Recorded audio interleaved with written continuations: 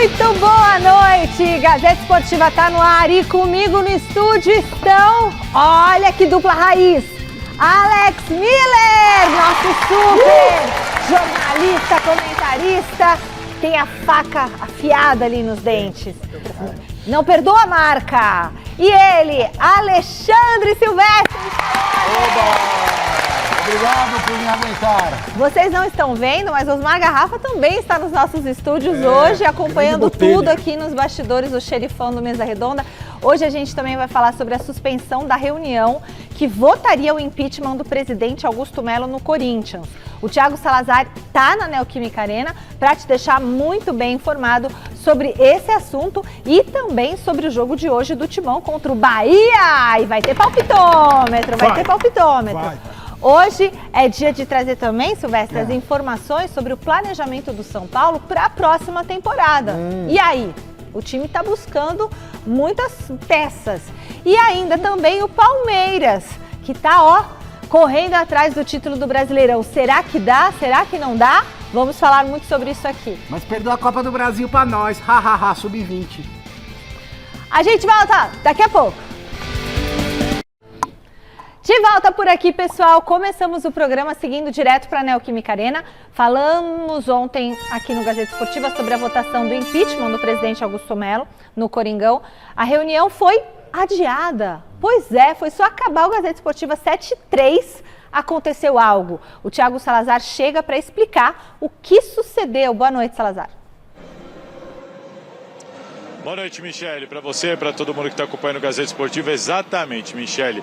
Às 18h58, mais precisamente, a diretoria ali do Augusto Melo entregou a ele o despacho, né, da desembargadora Clara Xavier, que em segunda instância concedeu liminar para suspender a votação, para suspender essa reunião. Ela fez uma análise rápida do recurso que foi apresentado. Nessa análise, ela fez valer, levou em consideração o parecer da Comissão de Ética, que pediu mais tempo ali, pediu para a votação ser suspensa até que se terminasse a investigação policial.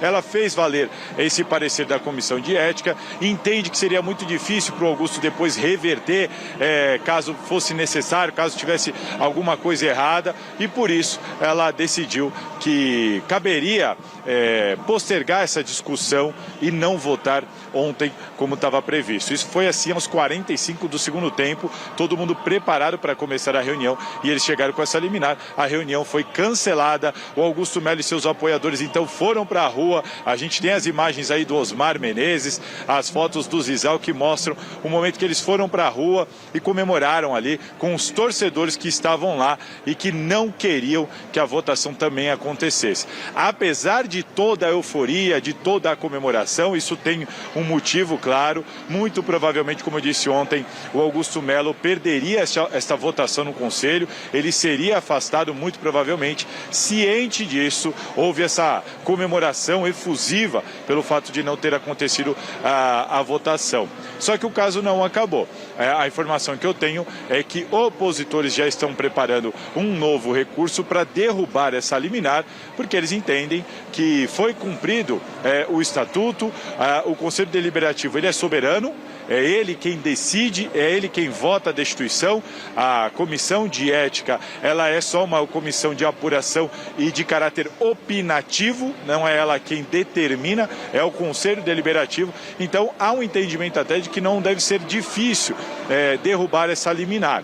Então, a informação que eu tenho é que eles estão preparando isso hoje. Amanhã devem dar entrada no tribunal. Eles vão fazer um agravo interno, né? Um pedido de agravo interno para dar a oportunidade da própria desembargadora ler este recurso da oposição e se retratar, né?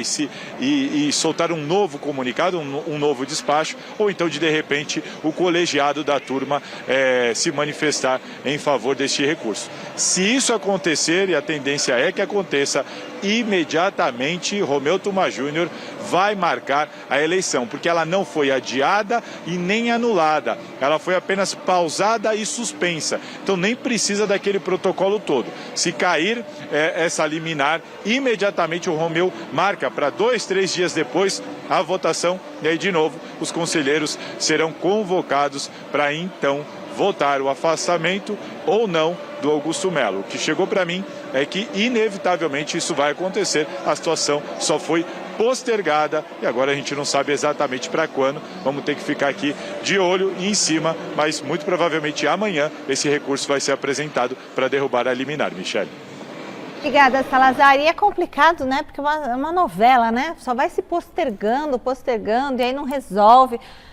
Se é algo que vai acontecer de qualquer jeito, não é melhor já decidir logo? Porque, tudo bem, ainda não. Então, porque tem essa liminar, aí vai... Bom, o que vocês acham de toda essa situação do Corinthians? A política, né? Fica evidente que é uma batalha de duas alas políticas dentro do clube.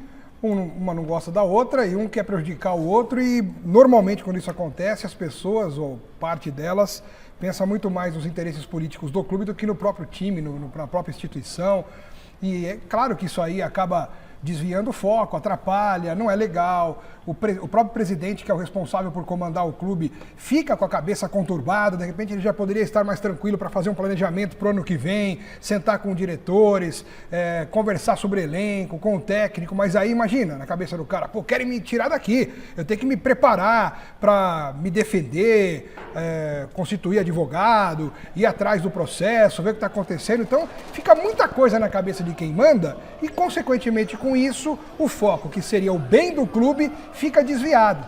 Então, assim, é uma bagunça total isso que acontece e, claro, deveria resolver logo o mais rápido possível. Corinthians em segundo plano, ou talvez em último plano. Né? Porque o primeiro plano para eles é o poder. É a briga política, como disse o Alex Miller. Não precisa ser nenhum gênio para entender que o Corinthians está fatiado entre oposição e situação. E qualquer processo de impeachment, e vale também para a política brasileira, você pode sair de nível de clube aí para falar de prefeito, de governador, de presidente. Quando há vontade política, você consegue o impeachment, porque quase todos os gestores desse país cometem erros, ou por má fé, ou por desconhecimento, ou incompetência técnica. Então, achar o problema para justificar o impeachment é fácil achar. Agora, para votar a favor do impeachment e tirar o cidadão ou a cidadã de lá, aí depende da vontade política de quem vota. Bom, sem contar as questões de bastidores, tem jogo do Timão hoje pelo Campeonato Brasileiro. Bora para a nossa enquete do dia. Qual vai ser o resultado de Corinthians e Bahia? Vitória do Corinthians?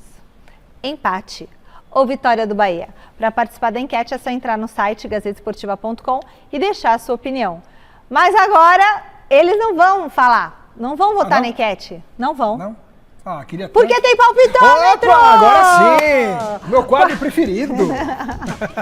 Palpitômetro no Gazeta Esportiva. E vamos lá. A gente começa com o Silvestre. Silvestre, Corinthians e Bahia.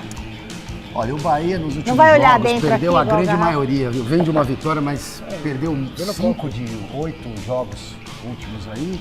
Corinthians em uma sequência de 7. Mas eu acredito que nesta noite, Rogério Ceni terá um plano que vai estragar um pouquinho as ideias dos corintianos. Então hoje o Bahia arranca um empatezinho. Na Neoquímica Arena? Você tá de sacanagem. Liga direta por vaga na pré-Libertadores, 2-2. Uma mistura de palpite com vontade. Quem são os 2 gols do Corinthians? Só isso. Yuri Alberto. Os 2? Os 2. Muito bem. Alex Miller. Michele, você sabe que o Rogério Ceni, ele nunca ganhou uma partida sequer, um joguinho, assim, umzinho, nem um amistosinho, nem um coletivo. Ele nunca ganhou nada dentro da Neoquímica Arena. Nem contra o São Paulo. Ele não fez ele fez um gol dele, o 100º gol dele. Não, foi em Barueri.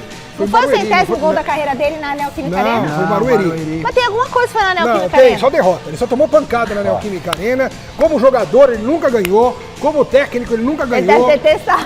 No paro ímpar, no tosse, pra ver quem sai com a bola do time. O time dele nunca ganhou. O Rogério Ceni nunca ganhou nada na Neoquímica Arena. Portanto, ele vai continuar sem ganhar, porque o Corinthians hoje, pra mim, é o segundo melhor time do Campeonato Brasileiro. Quem é o primeiro? É o Botafogo.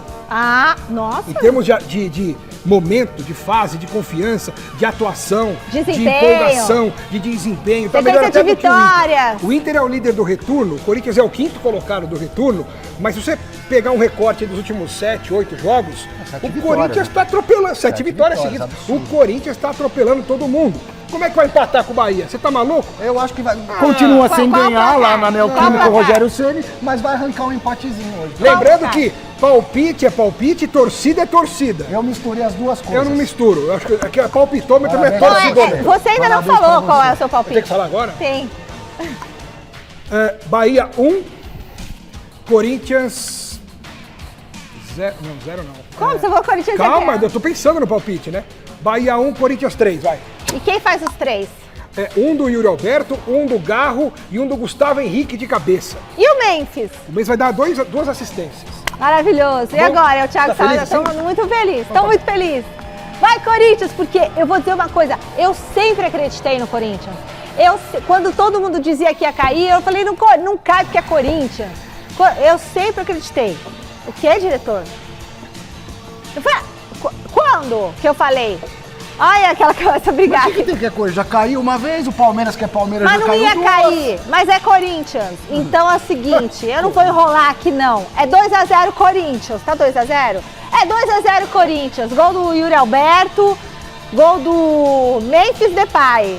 Será que ele vai jogar? Não sei, mas ele tem treinado bem, né, Nil? Nossa, vamos mostrar como tem Não, sido não o treino precisa de dele? novo, Vamos Você mostrar, dá ideia diretor. também, né, cara? É importante mostrar o treino do Memphis, porque a energia tá conspirando. Thiago Salazar, seu palpite? Todo mundo 2, ó. Despedida do Corinthians dessa temporada aqui na Neoquímica Arena. O Bahia não vai nem ver a cor da bola. 3-0, 1 do Garro, 2 do Yuri Alberto. Um abraço pro... Um abraço pra quem? O gaiteiro? Ele falou o quê? Um abraço pro quê? Ele foi o Rasboia. Professor Ryan. Você tá tomando aí, né, Neoquímica Arena? Um abraço pro... Um abraço, Boia. Salazar, de quem que é o abraço? Pra quem que é o abraço? Um abraço pro gaiteiro, eu falei. Ah, que cortou. Ah, que isso, sempre o Garrafa Cortou fala. no teiro, aí ficou só abraço pro Gar. Então tá bom. Bom, turma, então é isso. Todo mundo apostando na vitória do Corinthians. menos ele. Eu apostei no empate. Eu sou do contra, posso? Claro Eu que gosto. pode. O Você Juqueri pode. fica onde? Aqui perto, Juqueri? Eu moro nele. Então, você é o fundador do Pode. Juqueri. Bom, a Portuguesa apresentou hoje o novo treinador para a próxima temporada e o José Paz acompanhou a Lusa. primeira entrevista de Cauã de Almeida nesta chegada à Luzinha. Vamos assistir. O apagão no Museu do Futebol por causa da chuva de hoje em São Paulo até mudou o local da entrevista coletiva programada pela Portuguesa, mas não apagou em nada a importância do evento no estádio do Pacaembu. A Luz anunciou oficialmente a contratação do técnico Cauã de Almeida para a temporada de 2025. Essa primeira etapa vai ser uma etapa de manter a Portuguesa organizada e manter a Portuguesa competitiva, como já foi na temporada, mas obviamente alavancando com o recurso que a SAF vai proporcionar para o clube. O estilo de jogo que a gente acredita é o estilo de jogo que foi construído no Liverpool e em outros trabalhos antes pelo Jürgen Klopp. A gente acredita no que a gente chama de heavy metal, que é o que ele faz. O Guardiola é mais música clássica. Entramos em contato com o Cauã para desenvolver o heavy metal na Portuguesa. É isso. E para que a orquestra lusitana continue afinadíssima, o presidente da Portuguesa, Antônio Castanheira, assinou na semana passada o contrato que transformou a Lusa para valer na mais nova SAF do Brasil. O novo modelo de administração será composto por 3 empresas que vão cuidar da gestão do time, da coordenação da nova arena e do dinheiro arrecadado. O contrato cede 80% das ações da Portuguesa para essas empresas investidoras em troca de um aporte de R$1 bilhão durante a parceria de 50 anos. Com a autonomia que esse projeto está nos dando, de buscar todos os recursos que vão ser úteis para esse projeto começar realmente aí com o pé direito.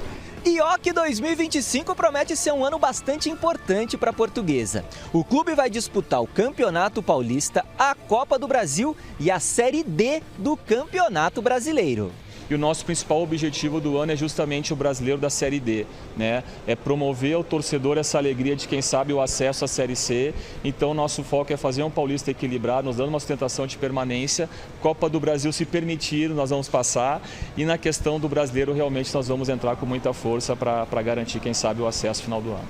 O Atlético de Minas chegou à Série B muito rápido, o Cuiabá chegou à Série A muito rápido, o Mirassol chegou à Série A muito rápido. A gente vê que existem exemplos, então não é sonhar tanto assim quando você pensa que talvez em 5 anos a gente consiga chegar na Série A. A gente vai trabalhar para isso. Vamos, Portuguesa! Sua história é tão bonita, por você eu sou capaz de dar a vida. E aí, a Lusa? Poxa vida, eu tô muito esperançosa. Lusa veneno, Lusa veneno, Lusa veneno. A Lusa mora no meu coração, Michele. A Lusa mora no meu coração. Desde 1997, quando eu comecei a trabalhar no jornalismo, eu comecei a cobrir a Portuguesa no dia a dia. Cara, uma coisa tocou realmente profundamente no meu coração. Eu comecei a torcer pela Portuguesa demais.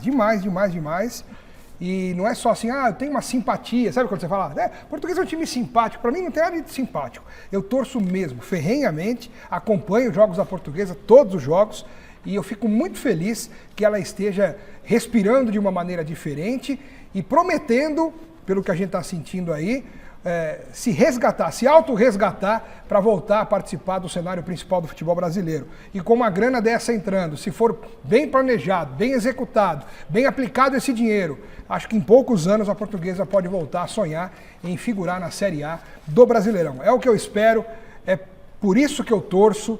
E eu quero muito ter a emoção de ver a Lusa na Série A do Brasileiro de novo. Eu também. Assino embaixo, também comecei cobrindo Portuguesa, era o caminho natural, né? Na época era, né? Dos estagiários, Sim. Dos iniciantes, você vai cobrir lá Portuguesa. E fiquei alguns anos indo quase todo dia no Canindé e no Parque Ecológico do Tietê. Isso aí. E eu convivi com grandes times, grandes jogadores. O Zagallo, quando veio treinar a Portuguesa, eu convivia com o Zagallo, a gente ficava batendo papo, sim, sabe, altos papos de futebol. Aquilo me levou assim realmente a ficar apaixonado pelo clube, pelas pessoas do clube que sempre me receberam muito bem, sempre me trataram muito bem, os dirigentes, os torcedores. Então, cara, a Portuguesa pra mim quando jogar Palmeiras e Portuguesa agora na estreia do Paulistão, porque a estreia do Paulistão é Palmeiras e Portuguesa, primeira rodada. Não sei se eu vou torcer tanto assim pro Palmeiras não, viu? Tá cansado de Paulistinha, né? Não, cara, eu quero que a Portuguesa ganhe. Eu quero muito ver o Canindé novinho em folha, essa nova arena. Eu quero ver o clube social reestruturado, que faz parte da SAF, reestruturar o clube também. Então não tem mais a piscina, você passa lá, é um deserto, parece uma cidade fantasma, né? Tirando o estádio. Então que a Portuguesa consiga realmente se reestruturar dentro e fora de campo e volte a figurar na elite do futebol brasileiro, porque ela tem uma história maravilhosa e uma torcida apaixonada. Bom, Luiz Ubeldia, Rafinha e Wellington Rato marcaram presença ontem no Morumbi. Em meio a muita chuva, o treinador e os 2 atletas do time profissional do São Paulo acompanharam mais um título de base do tricolor. São Paulo e Palmeiras decidiram a Copa do Brasil Sub-20 no Morumbi na noite de ontem. O Verdão saiu na frente do placar quando Patrick sofreu pênalti e Thales converteu, 1-0.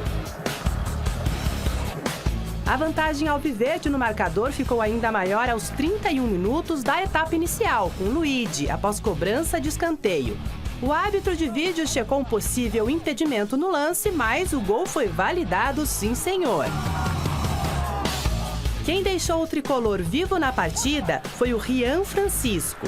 O camisa 9 marcou praticamente no último lance do primeiro tempo e esquentou a decisão da competição nacional. Na segunda etapa, o próprio atacante deixou tudo igual no placar logo aos 7 minutinhos e depois de uma bela jogada. E não é que a virada improvável do São Paulo chegou. Aos 12, Ferreira fez bela jogada individual. Da entrada da área, o camisa 11 chutou firme e colocou os números finais da partida. Placar final, São Paulo 3, Palmeiras 2. 15 mil torcedores no Morumbi viram o tricolor levantar o troféu da Copa do Brasil Sub-20 pela 4ª vez na história, o maior campeão da disputa de base. Muito bem, e aí? Eu acho uma coisa, esse título para o São Paulo tem um significado maior do que o próprio título, porque o Palmeiras, ele assumiu um protagonismo nas categorias de base no Brasil que dificilmente alguém estava conseguindo bater o Palmeiras. E o São Paulo, a questão de uma década para trás, ele era um dos grandes times do Brasil nesse quesito, né? De revelar talentos, de brotar no jogadores, mundo. né? O time revelador de talentos por isso, no mundo. Só que de repente o Palmeiras assumiu esse protagonismo. E agora, com essa geração sub-20, o São Paulo perder por 2-0 e virar para cima de um Palmeiras vitorioso para 3-2 e ser campeão, isso é sinônimo de que há um trabalho no São Paulo, não é um acidente, né? Chegar a uma decisão como essa e ganhar do Palmeiras dessa forma é muito importante para o São Paulo, sim. E esse Rian joga muita bola, não é pelo gol que ele marcou não, mas o que ele vem fazendo na base do São Paulo é algo para o torcedor ficar muito esperançoso, inclusive nem dele participar de copinha, nada. Já no ano que vem o Zubeldia, que estava no Morumbi, vendo de perto, aproveitá-lo já no time de cima, começar a colocar com os profissionais e deixar esse moleque crescer, porque tem tudo para arrebentar nos profissionais esse Rian. Esse menino, o Rian, quem me falou dele foi um aluno meu da classe aqui da Casper, viu, Alex Michele, que foi estagiário lá na assessoria de imprensa do São Paulo e cobria a base do São Paulo. Ele falou, meu, tem um moleque lá. Então não é aluno seu, é seu colega. É, colega meu, perdão. Eu não sou professor então, eu tava de nada. estranhando, tô achando que você tinha assumido um cargo aí de professor. Não, eu não sou professor Falou, de nada. Garrafa. Falta Eu pouco. usei mal as palavras aqui. Por Garrafa. isso que eu tô estudando até hoje.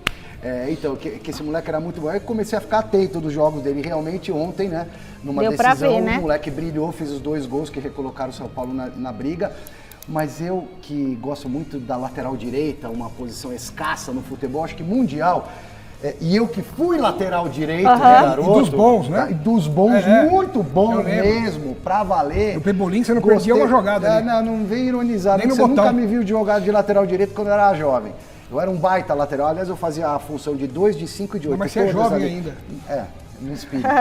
Esse lateralzinho do São vale. Paulo, lateralzinho no bom sentido. Como é que ele se chama, diretor? É Mike, né? Gostei muito da postura dele. É a primeira vez que eu ouvi jogar, mas ele participa do lance do primeiro gol, não desistindo, brigando, mas não só por esse lance, a postura dele. É porque o jogador é feito não só de lance, de passe, de chute. Você percebe postura, inteligência emocional no jogo. Gostei muito desse moleque. Que surja um bom lateral direito, Mike. Tô torcendo por você, Michele, garoto. Senso de grupo. Nada melhor do que termos telespectadores atentos, né? E quando a gente comete algum equívoco, acho que é importante a gente falar também. Eu falei que o Rogério Ceni nunca tinha ganho do Corinthians na Neoquímica Arena.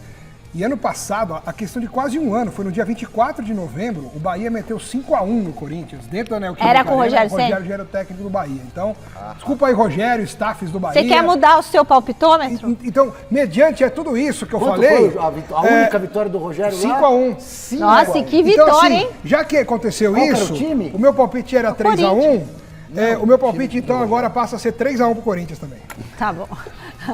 Agora a gente fala sobre a projeção. Mas o 100º gol do Rogério, você não foi no Foi jogo? na Arena Barueri, eu tava lá, eu quase tive um infarto. Arena Barueri! Mas o que ele fez no Corinthians, na casa do Corinthians? Ele fez alguma coisa lá no Corinthians? Usou banheiro. Não. Foi? Tem alguma Tomou um coisa. monte de cacetada como técnico, jogador, mas ganhou essa de 5. Mas peraí, foi em cima do Corinthians o 100º gol? Foi. Em Barueri? Em Barueri. Ah, Corinthians, bom, em então tá bom. Eu Barueri. lembrava disso. Acorda, Michele. É que a Neoquímica não existia. Então tá bom, mas E o foi no goleiro era o Corinthians. Júlio César. É porque eu lembro disso, Como ficou goleiro era muito gente boa marcado em mim. demais, Que eu cara, falei, eu não muito simpático. acredito que tinha que ser em cima do Corinthians, o 100º gol do Meu Deus. Rogério. Agora a gente então vai falar sobre a projeção do São Paulo para a próxima temporada. O diretor do clube, o Carlos Belmonte, comentou sobre as dificuldades financeiras do Tricolor para formar o elenco da próxima temporada. Tá na tela. A gente sabe que tem poucos recursos, a realidade financeira é difícil. Nesse ano, a gente deve fechar um ano com déficit. A ideia é que na próxima temporada, ao final de 25, a gente tenha um superávit. Então, a gente tem que apertar um pouco mais o cinto ainda no futebol do que já está apertado, né? A gente vai ter que diminuir um pouco a nossa folha. A gente não tem poderio de investimento. Por isso que eu estou dizendo que para chegar a atletas, eu tenho que tirar atletas do elenco. E isso é difícil de se casar, né? Porque, às vezes, a proposta de saída chega no momento que você não tem mais o atleta para trazer.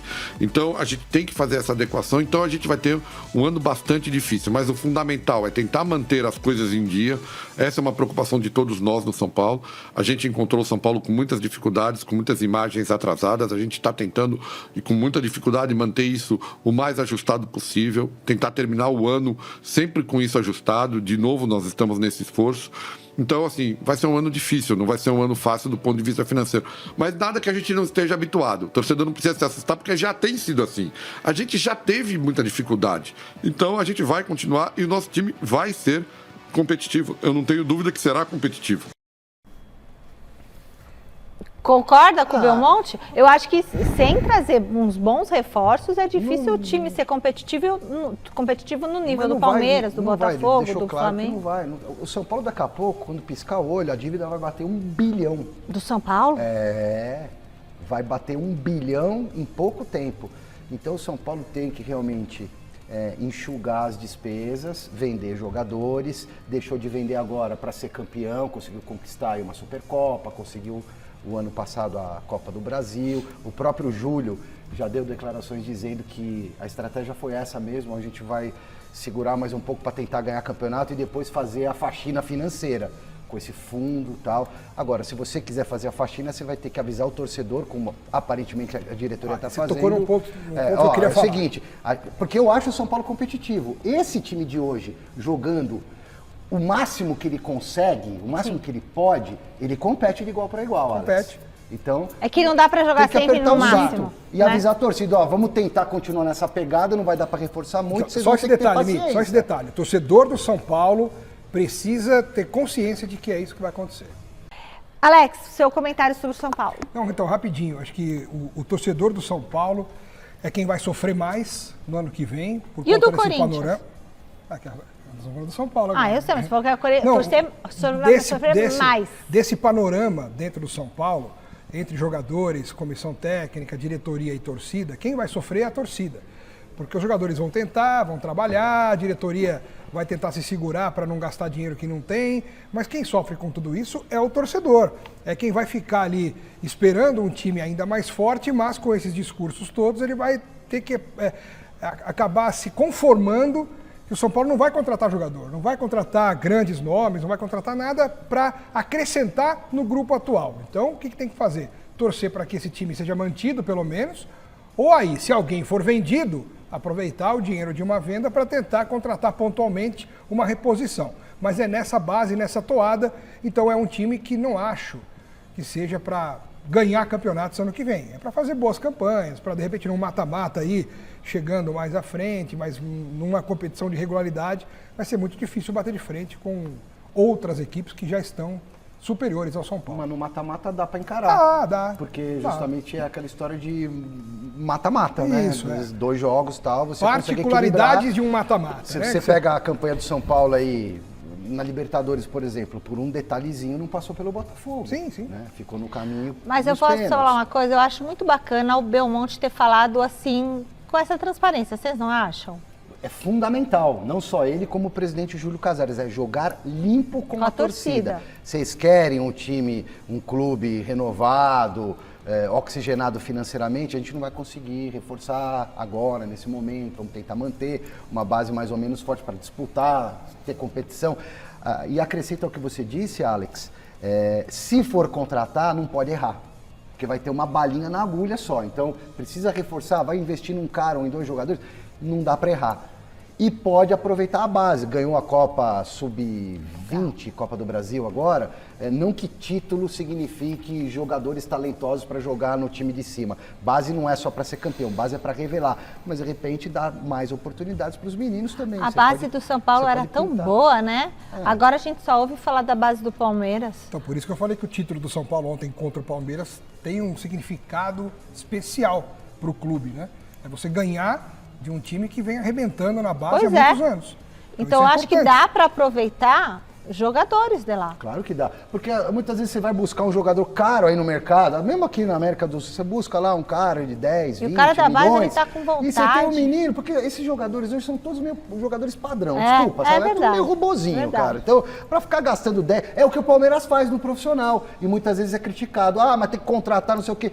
Pô, Olha os meninos às aí vezes da base do São Paulo ganhando, dá olha que chance legal. pros moleques, pô. Você Olha tem lá, moleque lá. com Se for pra condição, contratar jogador meia boca, como fazem, é você melhor tá sendo você... mais explícito, né? É Eu melhor fui mais você- delicado. Mas jogador da base não é muito bom, Alex. E por isso que eu falei. É Então. isso, Michele. Em vez de contratar jogador meia boca no mercado, pega da base que é Tem melhor. muito meia boca que vale um monte de milhões É de isso. sei lá o quê. Então, pô, não paga nada e pega o menino da olha base. isso aí, olha o golaço E treina o que vai menino, sair, trabalha dá o uma menino. olhada. O pior é Esse que- lateralzinho aí. o pior é ó. quando você contrata gostei meia desse boca. lateralzinho Ó. aí, ô moleque, bom de bola, raçudo. Pô, o pior é que quando você contrata meia boca, aí ele joga um tempo, aí quando você percebe que é meia boca, o clube vai lá e renova o cara, em vez Vou de te falar, esses negociar. 3 aí, quem são os 3 que fizeram aí? Esses 3 eu já punha pro time principal. O que começou a jogada, o depois que correu com raça por um lance, e o que né? fez o gol. Lateralzinho, o Mike e o- Estão e o entrosados. Rian, é Rian. O Rian o tem que Ferreira. ir. O Rian Mike, tem que ir. Ferreira e O Rian. Ferreira foi que fez esse gol aí, o terceiro. O Rian vai. O Rian, ó, esse daí tem que ir, ó. É o Mike? Não. Olha que beleza. Ó a velocidade, ó. Agora o outro pegou, tocou, Opa. gol do Ferreira. que é bom Esses jogador 3 também. são muito bons, meninos. Olha, eu tô curiosa para saber a escalação do Corinthians pro duelo de hoje contra o Bahia, Salazar. Eu queria saber, o Memphis vai jogar? Tá contigo. O Memphis vai jogar, Michele. O Corinthians, inclusive, deve repetir a sua escalação, não tem grandes problemas. Alguns jogadores de fora, mas aqueles que já estão há algum tempo de fora ou só voltarão na próxima temporada, como o Maicon, como o Juan Oliveira, como o Félix Torres, que estão com lesões mais graves. O Corinthians deve ir a campo com um time que a gente está se acostumando. Dá uma olhadinha aí no campo. Hugo Souza no gol, a linha de zaga com Mateuzinho, André Ramalho, Gustavo Henrique e Matheus Bidu. Aquele losango no meio de campo tem Ranieri, Carrilho, Breno, Bidon e Rodrigo Garro. E lá na frente, a dupla de ataque titular, Memphis Depay e Yuri Alberto. Esse deve ser o Corinthians que vai fazer aqui contra o Bahia o último jogo do ano na Neoquímica Arena. E nessa rodada do Campeonato Brasileiro, que é a penúltima rodada, o Corinthians pode garantir vaga na Copa Libertadores da América e na Copa do Brasil do ano que vem.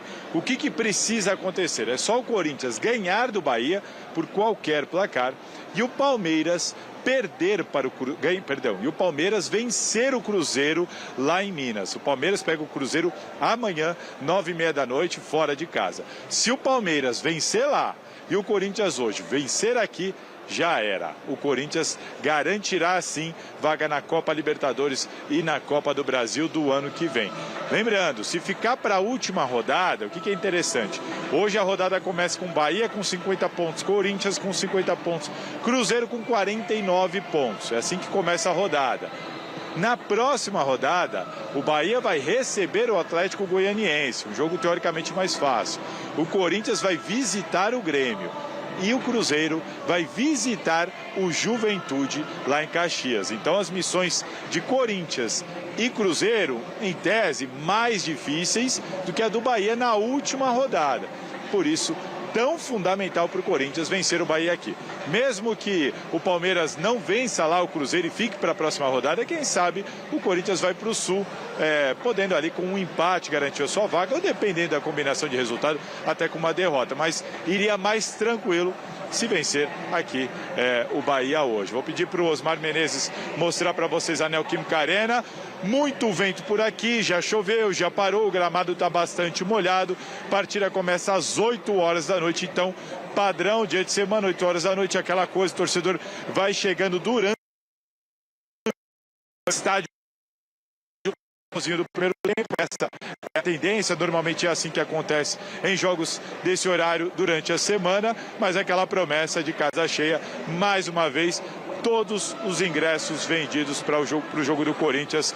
É o clube no Campeonato Brasileiro com maior aproveitamento da capacidade do seu estádio, com maior média de acordo com a capacidade do seu estádio.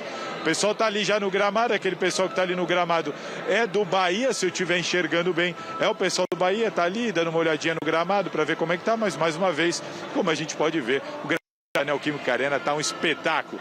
Só não joga quem não sabe, Michele. A gente não tá conseguindo ver direito porque deu umas travadinhas aí nas imagens. Mas e o Alex já quis falar besteira aqui. O que você falou? A gente entregou, hein, no ar. O que eu falei? Não lembro. Isso aí vai dar empate. É quando começa a travar assim, você pode para. passar seu palpite. Vou pensar Vai, no meu palpite. Corinthians! Vou repensar meu palpite até o fim do programa. Contra tudo e contra todos. E agora vamos ver o campinho. Vamos ver, para, papá. É final de ano chegando, né? Nada como aquela coisa boa. Ó, vamos ver. Campinho em campo. Aí eu fico pensando besteira aqui. Ai, Michele. Penso Por coisa favor, boa. Michele. Final de semana é bom, foi bom. Ó, Voxman! Vai lá. Já chegou. Olha lá, Hugo Souza, Mateuzinho, André Ramalho, Gustavo Henrique e Bidu. Gostaram dessa primeira É o parte? que temos de melhor. Ó, Hugo Souza é o que tem de melhor. Maravilhoso. A força máxima do Corinthians. Agora, né? continuando, Ranieri, Carrilho, Bidon. Bidon. Ah, Bidon. Daqui onde eu tô, eu leio Krigor. Aí eu pensei, nossa, o Krigor é do... Quantos graus, hein? É uma Deixa eu boa, ver né? se o seu Bidon, funciona. nossa, eu enxergo Capricha aí, agora. Michele. Para, não dava nada. Isso, eu tenho o contrário teu, porque o meu é hipermetropia. Bidon e o Carrilho. E o Garro. Yuri Alberto! Memphis Depay, implacável! Calma, Michele, segura aí. Inclusive, a gente tem que mostrar o treino do Memphis. Temos novas Calma aí, deixa eu imagens? só falar uma coisinha antes. Pode de falar. Você admirar O pique, o né? treino e o pique. Olha o pique dele. E a musculatura do Memphis Depay. O Corinthians achou um time. Achou. O Corinthians, que tem uma torcida espetacular, E um homem. que carrega o time literalmente nas costas e está carregando inclusive as dívidas da arena do Corinthians, da Neoquímica Arena, nas costas. Eu acho que só A essa torcida do torcida Corinthians é um faz. negócio absurdo, cara. Quanto tá, hein? É um absurdo. Quanto tá? Realmente é difícil de competir com essa paixão. É uma paixão que até cega. Olha. Tanto que muitas vezes o corintiano faz besteira também, né? Pelo amor tão cego. Mas quando precisa dos caras... o termo da moda é engajamento, né? Assim que se fala hoje. Mas é a fidelidade da torcida do Corinthians. É um negócio Sabe quanto que tá?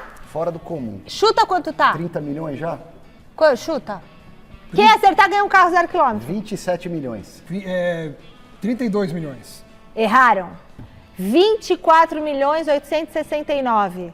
Ó, veja quem doou. Bruno de Souza, Agnello Vanderlei, Isabela Pesque, ó. Eduardo, muito legal.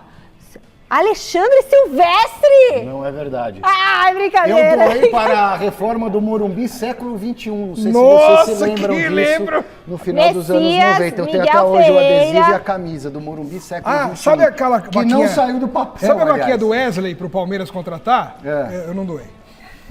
Ó, quem Teve a vaquinha do contribui... Marcelinho Carioca para os times de São Paulo. Ah, olha que legal. Você clica, quer contribuir com 10, quer contribuir com 20, com 50, com 100 ou... Mas eu queria lembrar que a torcida do São Paulo, que não era muito grande na época, nos anos 40, também fez uma espécie de mutirão, verdade seja 24 dita, para a construção do Morumbi, que era uma obra inimaginável para um clube de futebol naquela época da história. Estou falando do final dos anos 40, construção a partir dos anos 50. São Paulo demorou 2 décadas para pôr o Morumbi inteirinho de pé. Uma força conjunta da diretoria. Claro que teve também É verdade, ajuda do poder eu lembro público, disso. de torcedores rivais que compraram cativas, mas os jogadores foram, o treinador de São Paulo foi Comprava ajudado. cadeira, isso é E houve verdade. um mutirão.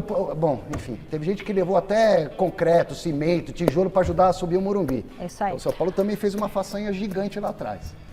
Só pra dar uma clareada na nossa mente, podemos ver. Não, você não Vamos ver imagens do treino. Você pediu. Não, eu perguntei Alex pra você Miller se você pediu e a gente mostra. Eu pedi. Esse treino é novo do Memphis Depay?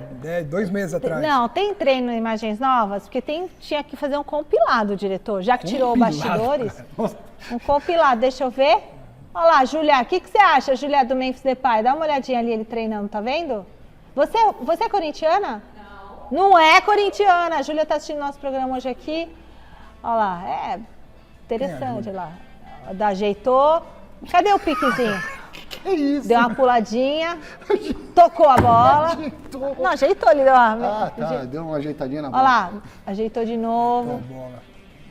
Essa cor de uniforme de treino é meio cor de pele. Eu queria dizer que esse Memphis Depay é fisiculturismo à parte aí. Olha como ele é forte, Silvestre. Olha o corpo, Silvestre. Ao corpo do ser humano. Esse cara, ele tá mais envolvido na cultura brasileira que muito jogador brasileiro. Nossa, né? Ele saiu da bolha, Não, total. ele nem entrou na bolha, ele veio de uma bolha e falou, nossa, eu quero sentir de perto isso aqui, é legal demais. Ele Me saiu... identifico. É isso. Enquanto alguns jogadores que nasceram aqui... Mas, respondendo essa pergunta do GC, que é muito mais interessante e importante do que as coxas do Memphis, ele virou a chave do Corinthians, sim. O Corinthians, ele foi um dos marcos para essa reviravolta do Corinthians no Campeonato Brasileiro, que ficou quase, 20 rodadas na zona do rebaixamento. E hoje, né, conforme algum de nós aqui já tinha previsto um tempão atrás, vai para a Libertadores da América. Todas as contratações feitas aí na metade do ano foram muito assertivas no Corinthians. Mudaram a história do clube. Mas principalmente assim, a do Memphis, que o Memphis, ele veio, ele puxou a responsabilidade para ele tirou o peso das costas do Yuri. O Yuri começou a jogar melhor, não só na questão psicológica, mas também na estratégia do time. As peças se encaixaram, também graças ao Memphis. Né? E o Hugo, nossa senhora, que achado que o Corinthians... Foi o Fabinho que achou? Foi o Fabinho? Grandes goleiros. Acho que foi todo o processo lá dentro. Olha, porque se foi o Fabinho, merecia um troféu, o Fabinho, hein? Opa, porque olha que maravilha, porque olha, não é fácil achar goleiro assim, hein? Tem time que tá sem goleiro, faz tempo, hein? Grandes nomes do esporte brasileiro se reuniram ontem em São Paulo para debater um pouco as suas trajetórias, seus pontos de vista sobre futebol e gestão de negócios. E quem conta como foi é a Marina Buffon. Um hotel em Santos foi palco do primeiro Congresso Futebol e Finanças na última segunda-feira, organizado pela Santé Investimentos. E quem preparou tudo isso foi o Maurício Copertino. Grandes nomes do esporte foram convidados e trouxeram suas experiências, com a finalidade de traçar estratégias entre as duas áreas. A gente é muito carente de informação de congressos como esse. Existe congresso de direito, odontologia, medicina, e aqui nunca teve um congresso de futebol, né? Os ex-jogadores Fabiano e Zé Elias também palestraram, assim como Ricardo Rocha e Hortência, dupla que participou do painel Mentalidade de Campeão. O Romário não ia bater o pênalti. Era o Zinho. Ele não estava na lista. O cara queria ser o maior do mundo, eu convivi um mês com aquele cara, ele botou na cabeça que ele ia ser o maior do mundo. É a preparação mental também. Não só treinar, mas dizia, eu estou preparado. Foi lá e marcou o pênalti. Nossa, você é metida, né? Não sou metida, sou realista. Você pegar meu currículo, você vai ver. Ou meu time foi campeão, ou foi o time da Paula. Quem finalizou o dia de palestras foi o técnico Vanderlei Luxemburgo. Mas além de falar sobre gestão, ele usou da sua boa e velha honestidade para mandar o papo reto, mas sem falar sobre o seu futuro. Que as pessoas estão preocupadas com o negócio, as SAFs, e estão esquecendo que o que abastece as SAFs, ou os clubes, ou seja, os empresários, é o entretenimento. Se você acabar com o entretenimento, que nós estamos vendo cada vez mais se esvaindo, a nossa qualidade, a nossa essência, ela terminando, você vai acabar com o entretenimento, o grande negócio passa a não existir. A comissão técnica que vem hoje, de fora, do argentino, do português, ou do grego, do que lá o que for, era minha patota que eu tinha antigamente, o pessoal falava que era minha patota. E hoje todo mundo traz, bate palma para todo mundo. O cara traz a comissão técnica dele, todo mundo bate palma. Presta atenção, tudo bem claro. Eu não sou contra os treinadores estrangeiros, porque eu fui estrangeiro no Real Madrid. Não sou contra. Mas será que todos os treinadores estrangeiros que estão aqui estão ocupando espaço de alguns brasileiros que poderiam estar dirigindo o time? Será que todos eles estão competentes para dirigir grandes clubes? Essa mulher que nós ganhamos futebol com talento. Nós ganhamos as Copas do Mundo com o talento do jogador brasileiro. Por isso que eu peço todo dia para que o Neymar possa voltar para a seleção para ajudar o Dorival. O talento do Neymar pode ajudar uma Copa do Mundo e todos aqueles jogadores que estão lá vão ficar bons jogadores. Desse mercado atual, você consegue hoje se enxergar longe daquela beira do gramado? Então, eu não sei. Eu sempre fui gestor, ainda tenho essa coisa dentro de mim, né? Mas eu adoro futebol. Não sei o que vai acontecer, não. Eu insisto na pergunta porque... Mas eu não vou te insistir que eu não vou te responder. É muito simples. Não insista que eu não vou te responder. É uma figura, né? O que você achou de todas as declarações do Lucha? Bem a cara dele, assim, né? De enxergar o futebol. Quem conhece o Vanderlei há tantos anos, como a gente conhece, nossa, tantas vezes que eu já conversei com ele, é o jeito dele pensar e não tiro a razão dele, realmente.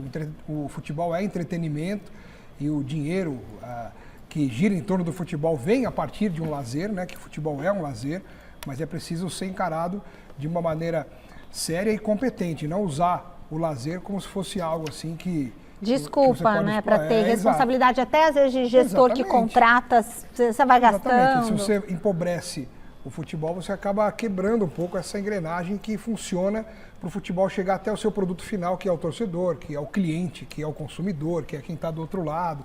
Então todo mundo tem que fazer a sua parte e cuidar bem do produto para que ele não se perca no meio do caminho e haja uma coisa mal resolvida nesses processos todos que acontecem. Sobre o futuro, ele é assim mesmo, né? Porque ele tem tantas expertises, como diria o poeta, que de repente ele pode se sensibilizar com uma proposta e virar treinador de novo, voltar a ser treinador, ou ser gestor de um clube, ou trabalhar como empresário, enfim. Acho que ele está bem aberto para o que seduzi-lo mais. Assim. Eu vou resumir o meu comentário, já que estamos falando aí de gestão esportiva, futebol como um todo. Para mim, o futebol melhorou muito fora de campo, tecnologias, e dentro de campo piorou.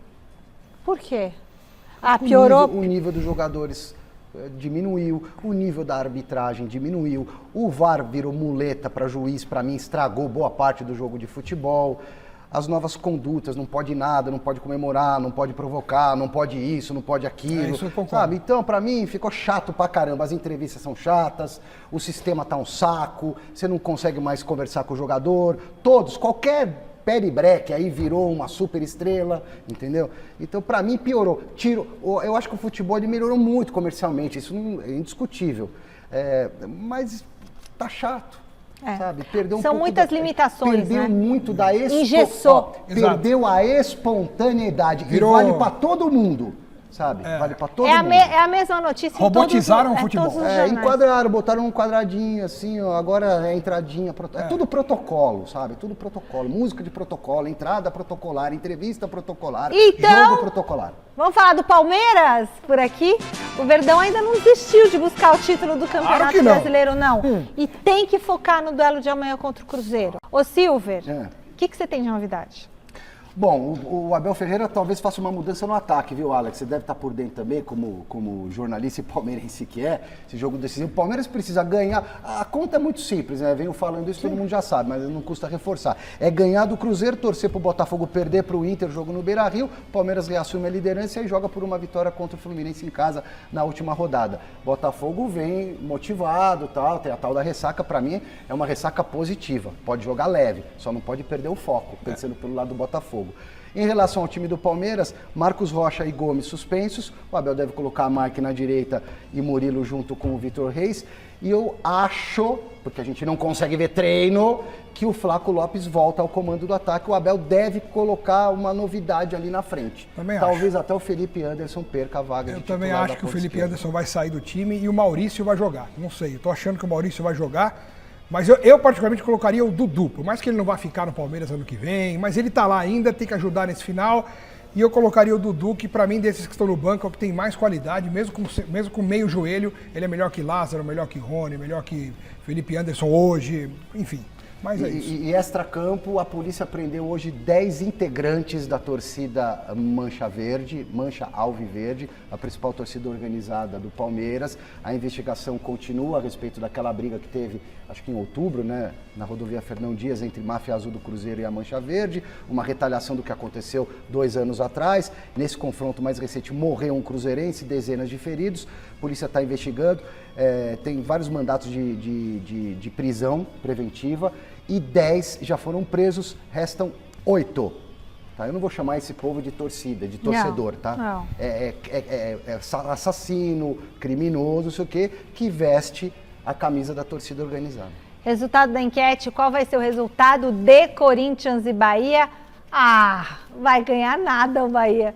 55% dos votos. Que isso? Olha, vai ganhar nada. Olha os antes. Vai ganhar nada. Gazeta Esportiva está terminando. Fiquem agora com o Jornal da Gazeta. Tchau.